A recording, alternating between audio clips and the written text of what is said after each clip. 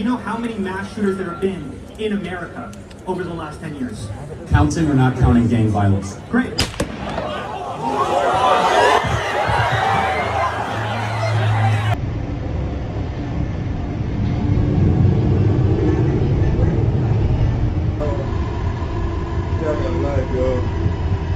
A nation without God will always fall. And this is the start of the fall of America. You've probably heard the news now of Charlie Kirk being assassinated, murdered in broad daylight. They're no longer afraid to hide it. It's ironic because he started the movement of the turning point, but the hatred amongst America is at a boiling point, and it's melting only its people. And within the very same 24 hours, there was also a gruesome murder of Ukrainian refugee Irina Zarutska, a bloody gruesome incident fueled by the hatred of race, and Charlie Kirk's assassination by the hatred of speech. Both hatred nonetheless. We was warned about this in the Bible. Pride comes before the fall. But what does it mean by pride comes before the fall? Simply put, pride is putting yourself above others. And ego is pride's throne. We can't live in a society full of pride, because to put yourself above another will only mean that you step on one another. And in order for one to rise, another must fall. You don't build equality, you're building a hierarchy, and pride is at the top of it. And the pride we have for each other in these situations is the pride of race, the pride of knowledge. The pride of race forces us to hate one another, putting our own race above another. The pride of knowledge puts our own understanding and closes any other perspective, may it be right or wrong. But we have to be open about these things in order to be accepting, in order to live in an inclusive society. We can't close off people's ideas, their thoughts, whether that be politics, religion, or any ideas they may have. That is the very foundation of America in its First Amendment. And if you fail to stand by the very principles that you were founded upon, then you fail entirely and your fall becomes inevitable. And the current dynamics of America right now is so divided. And remember, every kingdom divided against itself is brought to desolation, and every city or house divided against itself shall not stand. And this is what's happening in America. In politics, you're left or you're right.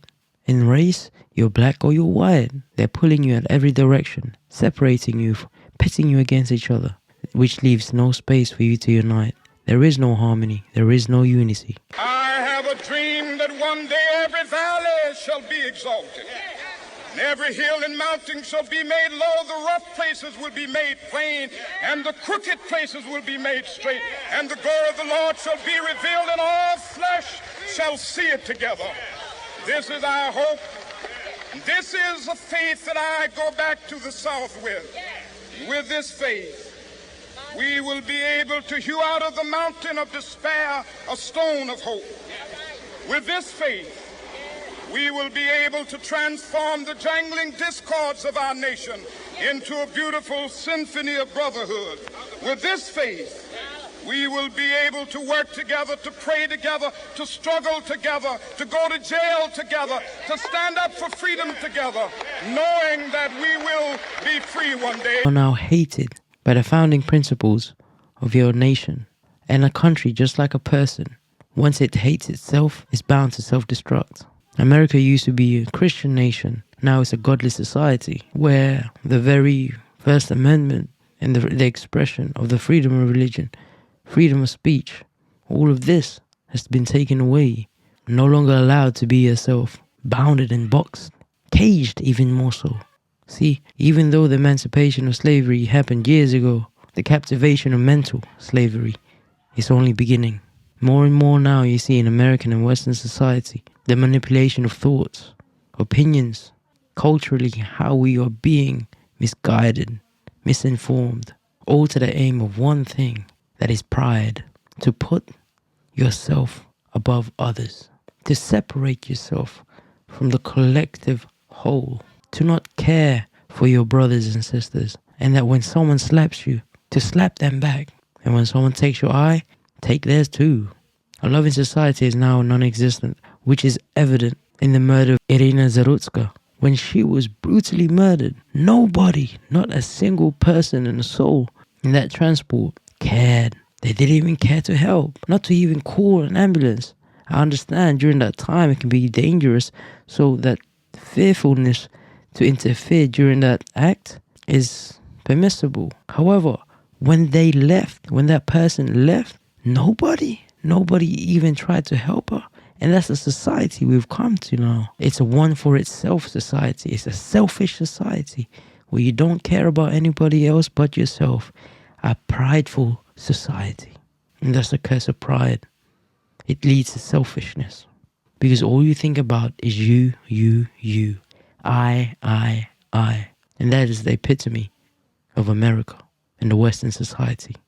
And where there is an I, there is no future. Because you can only thrive together. And alone, you are bound to fall. And ultimately, pride takes away what humanity can share. I'll be very surprised if America lasts even 50 years. I give it 24 years. Everything falls apart. Unless you make a change within yourselves to start understanding one another, loving one another, having a deep, open dialogue without hatred, not right, not left, not black, nor white, all under the same thing, which is Americans. And eventually, you will right your wrongs. But pride can never lead, because when pride leads, everything else falls.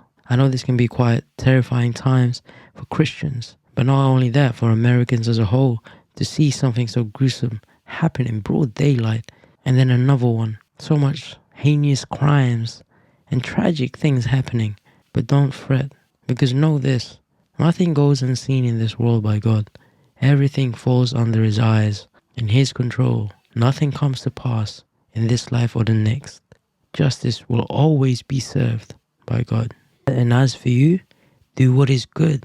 Always offer a helping hand. Be understanding, be loving, be forgiving to one another. Do not judge. And most importantly, be humble. Humility is the antidote to pride. For where pride puts you above others, humility puts you amongst others. So